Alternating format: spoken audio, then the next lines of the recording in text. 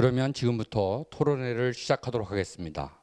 정밀 의료란 그 얘기가 많은 사람들이 화두에 오르는 것은 여러분들 잘 아시다시피 2015년 미국 대통령 오바마께서 당시 이제 정밀 의료를 연두교소에서 처음 언급하면서 정밀 의료, 프리시전 메디신이라는 말을 여러 사람들이 쓰기 시작했습니다. 정밀 의료라는 말은 유전자와 환경과 라이프 스타일이 서로 다른 각 개인에 맞춰서 치료와 예방책이 마련돼야 된다는 그런 개념을 갖고 있고요. 가깝게는 암이 주된 타겟이고 길게 보면 모든 만성질환 또 급성질환도 표적이 될 수 있다고 말씀드릴 수 있겠습니다. 이 정밀 의료라는 얘기가 나오기 전에 그 수년 전에는 우리가 맞춤 치료 또는 퍼스널라이즈드 메디신이라는 말을 많이 썼었습니다.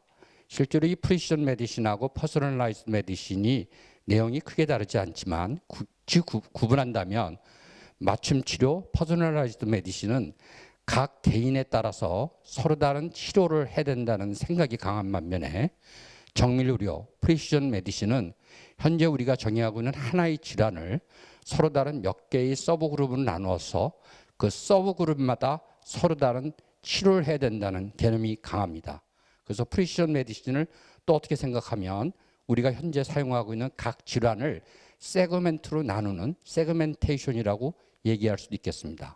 이러한 그 환자가 달라지게 되면 이런 그 제네틱 체인지는 그 환자를 식별하는 바이오마커라고 우리가 사용할 수가 있습니다. 여러분들 바이오마커는 널리 알려져 있지만 그중에 중요한 거를 먼저 말씀드리면 현재 프리시전 메디신에서 가장 중요한 것은 소위 어떤 특정 치료제의 효과를 예측할 수 있는 프레딕티브 바이오마커가 되겠습니다. 이 프레딕티브 바이오마커의 유무에 따라서 우리가 치료를 선택하게 되고 이것이 프리시전 메디신의 기본 컨셉이 되겠습니다. 이 프레딕티브 바이오마커가 또는 프리시전 메디신의 활용이 실제로 임상시험에서 어떤 역할을 하는지를 도식한 그림이 되겠습니다. 어떤 질환을 가진 환자들에서 치료와 A와 B를 비교할 때 여러분 보다시피 A의 원이 크지요. 즉 A로서 효과를 보는 환자가 더 많다는 걸 나타냅니다. 따라서 이러한 그룹에서 A와 B를 비교하게 되면 A가 B보다 낫다는 결론을 내리게 되고 현재는 그렇게 되면 모든 환자들이 A로 치료받게 됩니다. 근데 실제로 여기서 지금 쉐이디드 에어리의 환자들은 이 그림에서 보이고자 하는 것은 A라는 약이 아니라 B라는 약으로 효과를 보는 환자들이거든요. 그래서 종래에는 이러한 임상시험 후에 모든 환자가 A로 치료받았는데 이 정밀의료가 지향하는 바는 이 쉐이디드 에어리어 환자는 B로 치료하는 그런 다른 생각을 얘기하고 있습니다.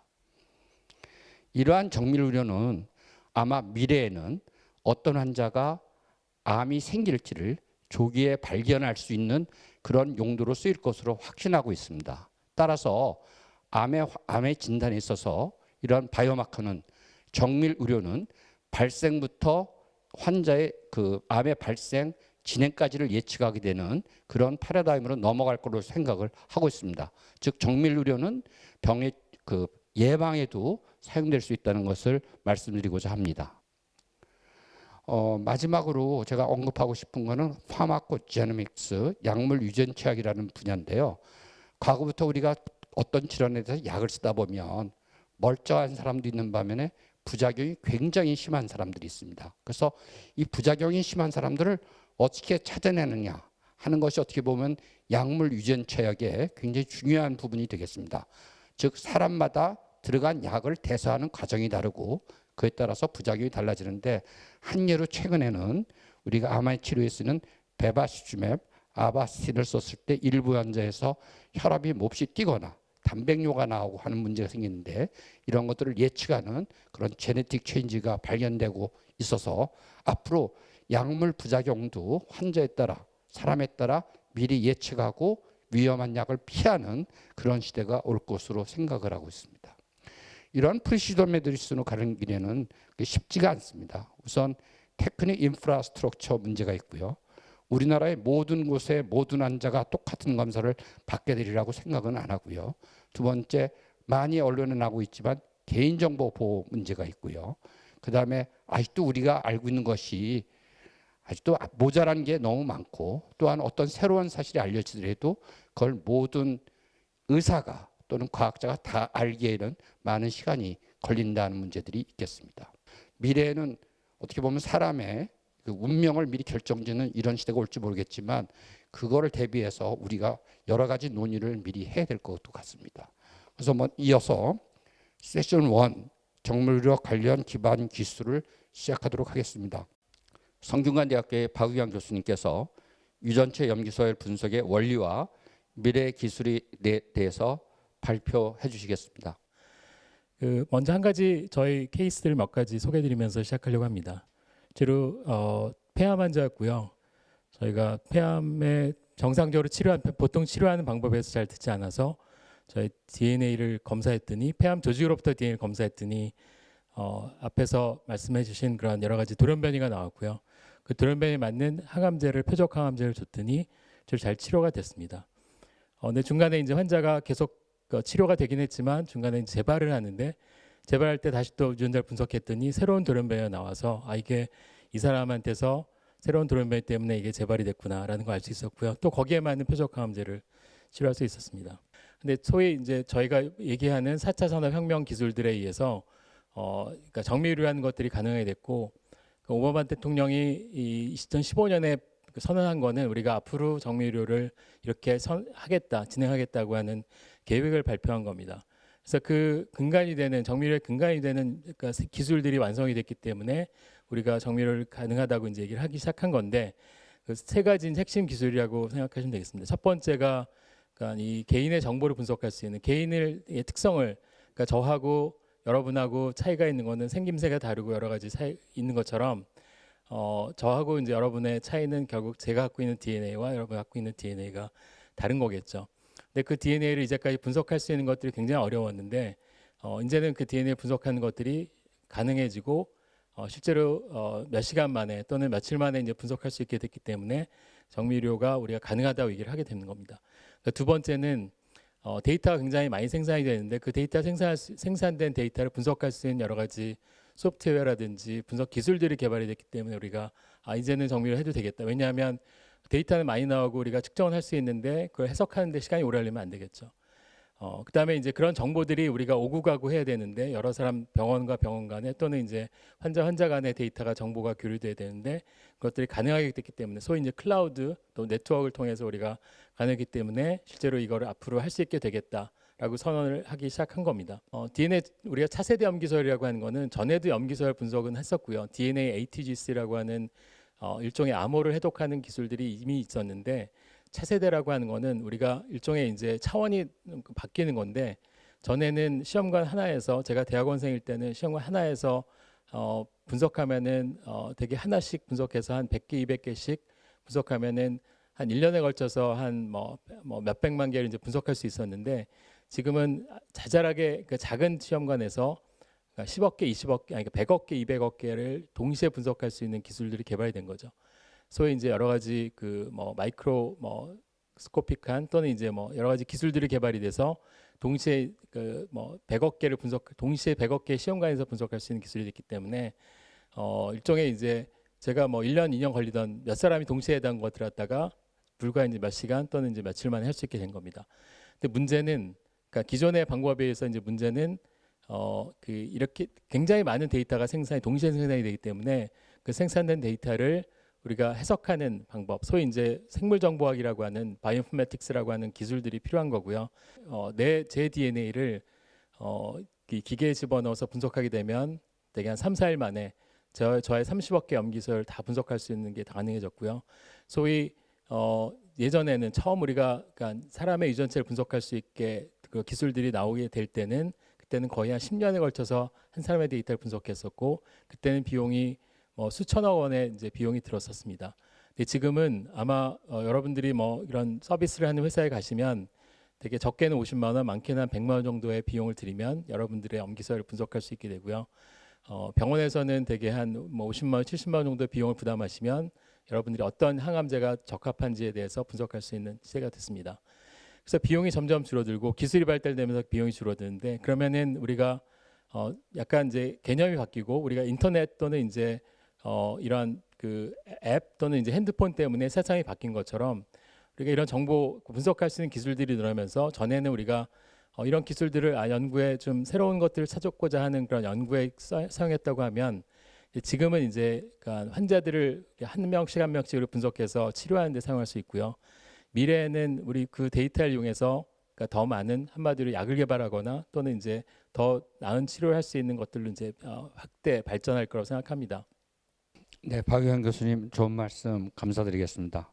성균관대학교의 신수영 교수님을 모시고 최근 화두가 되고 있는 빅데이터 분석 기술에 대해서 잠깐 말씀을 듣도록 하겠습니다.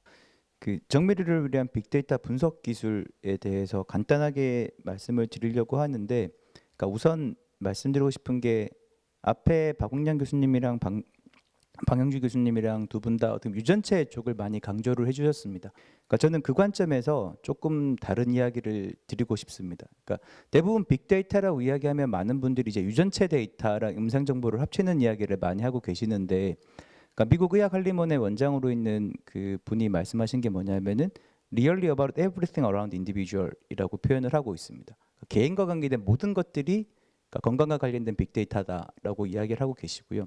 그래서 어떻게 보면 유전체 데이터는 개인을 어떻게 보면 설계한 설계도라고 생각을 하면 될 것 같습니다. 그러니까 제가 항상 이야기할 때 이런 거 할 때 이제 그 건물이랑 많이 비교를 하는데요. 어떻게 보면 유전체 데이터는 그 건물의 설계도, 블루프린트라고 생각하시면 될 거고, 그러니까 사회 환경적인 요인, 그러니까 그 사람이 어떤 일을 살고 뭐 경제적인 소득이 어떻게 되는지에 따라서 그 사람이 많은 사람들 건강 상태가 바뀌는 건 이미 많이 알려져 있습니다.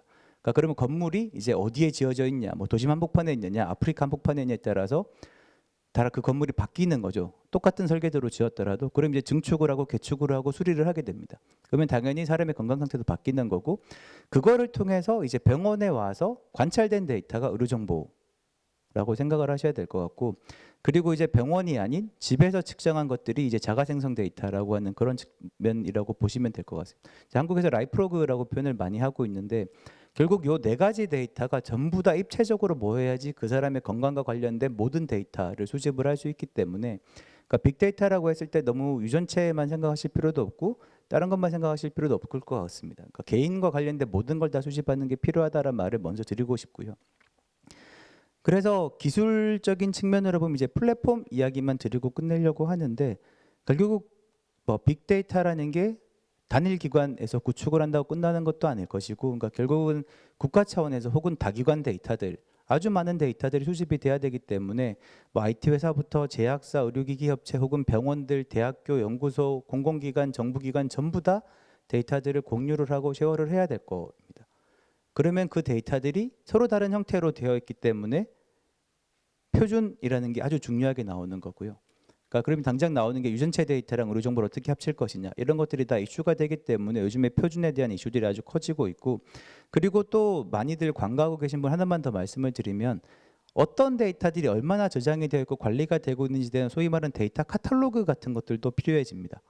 그러니까 지금 내가 가지고 있는 데이터들의 양이 얼마나 되고 어떤 데이터들이 있고 어떻게 쓸 수 있다라는 거에 대해서 그냥 단순하게 모으는 게 아니라 이 데이터들이 어떻게 했기 때문에 어떤 일을 할 수 있다라는 카탈로그를 만드는 게 필요하고, 그리고 이 플랫폼은 당연히 오픈 이노베이션을 위해서 외부에 열려 있어야 됩니다. 그래서 연구자도 들어오셔야 되고 의사분도 들어오셔야 되고 환자도 볼 수 있어야 되고 필요한 사람들은 모두 다 볼 수 있어야 되고, 당연히 그렇게 되면 이 데이터들은 엄청나게 보안적인 이슈들, 개인정보 보호나 보안에서 관심을 가지셔야 되고, 그것들을 위해서 이 데이터를 어떻게 관리를 하고 운영을 하고 분양을 하고 활용할 건지에 대해서 거버넌스 체계 같은 것들이 구축이 돼야 됩니다.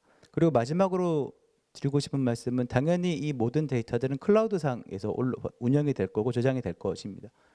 그러니까 클라우드에 대해서 많은 분들이 걱정을 하시는데, 그 클라우드라는 게 결국은 비용 대비 효율성이라든가 많은 데이터를 운영을 하기 위해서 단일 기관에서 이 데이터를 운영을 하고 비용을 감당하는 건 불가능하기 때문에 클라우드로 올라갈 수밖에 없는 것은 시대적 흐름이고, 이 위에서 여러 가지 작업을 하시게 될 거라고 말씀을 드려야 될 것 같습니다. 이상입니다. 다음에는 이 정밀 의료의 그 실현을 위해서는 비용도 굉장히 중요한 이슈가 되겠습니다. 조영대 보건복지부 사무관님을 모시고 이 정밀 의료에 대한 우리나라에서의 급여 원칙에 대해서 말씀드리도록 하겠습니다. 먼저 저희가 이 토론에 이제 초대를 받고 나서 제가 이제 먼저 들었던 생각은 우리나라가 과연 정밀 의료의 건강보험을 적용하는 국가로 분류할 수 있을 것인가.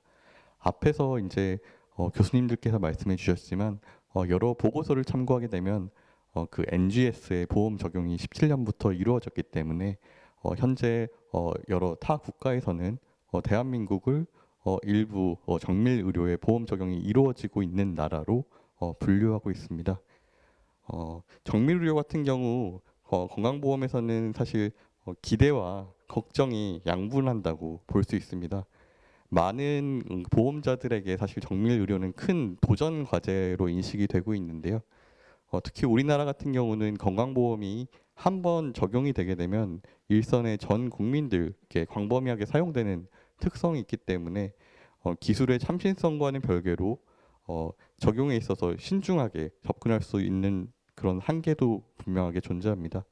저희가 이제 건강보험에 관련된 법률을 보시게 되면은 의학적 타당성과 중대성 그리고 치료 효과성 등의 어떤 임상적 유효성도 보지만 그 뒷단에는 비용 효과성, 사회적 편익, 건강보험 재정 상황을 고려하도록 되어 있습니다.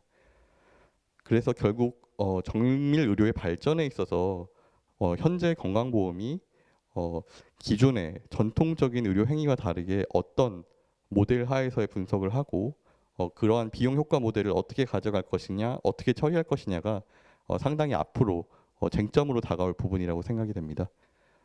이렇게 두 가지로 간단하게 말씀드리겠습니다. 감사합니다. 의사이면서 언론인인 김철중 의학 전문 기자분을 모시고 의견을 좀 듣도록 하겠습니다. 그 새로운 첨단 의학이 제대로 잘 성장을 해서 그것이 모든 이들한테 혜택으로 돌아가려면은 일단 그 대중에 대한 대중들의 이해가 높아야 되고 그 사회적 긍정적인 수용성이 형성이 돼야 되는데 상당수 아직 유전차 의학에 대해서 두려움을 갖고 있는 사람들이 아직도 많이 있고요. 그것이 잘못 활용될 수 있다는 것에 대한 불안감을 갖고 있는 사람들도 충분히 많이 있다고 봅니다. 좀 상업적인 정보가 너무 많이 유통이 되는 경향도 좀 있다고 보고요. 검증되지 않은 그 정보들도 꽤 있어서 그것이 거꾸로 전체적인 이런 정밀의학 발전에 이게 사회적 수용성을 떨어뜨려서 발전을 더디게 할 수 있다. 그래서 그런 부분에 대해서 우리가 좀 더 그런 것을 잘 걸러낼 수 있는 제도나 어떤 프로그램들이 좀 활성화돼야 된다. 그래서 성장과 견제가 같이 있어야 되겠다는 생각이 좀 들고요.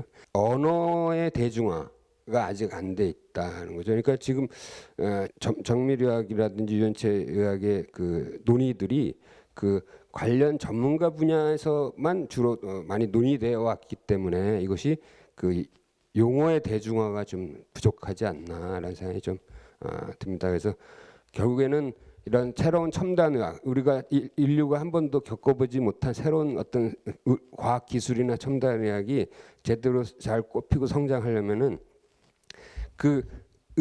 의료를 하는 전문가 그룹 밖의 사람들과 소통을 해야 된다. 그러려면 뭔가 좀 더 다양한 미디어 리소스 센터들이 있어서 정보의 대중화를 하는데 좀 많이 노력을 해야 되지 않을까 그런 생각을 합니다. 김여롱 선생님 추가 의견 주시겠습니까? 네, 제가 좀 추가로 말씀드리겠습니다.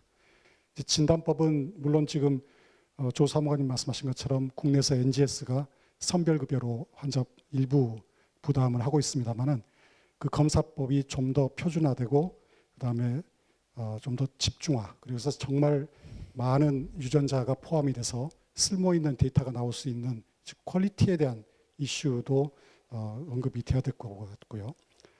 신약은 당연히 식약처의 인허가를 통해서만 급여로 들어올 수가 있습니다.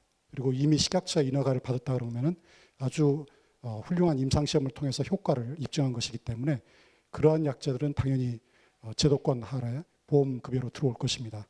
그러나 실제적으로 지금 현재 새로운 신약이 개발 중이고 아직까지 효과가 입증되지 않은 신약들은 접근할 수 있는 방법은 임상시험 참여가 유일합니다. 얼마나 효율적으로 우리가 연구자주도 임상시험을 많이 유치할 수 있고 또 열 수 있는지, 그리고 환자들이 거기에 접근 가능하도록 만드는 것이 보험급여와 동일하게 아주 중요하다고 하겠습니다.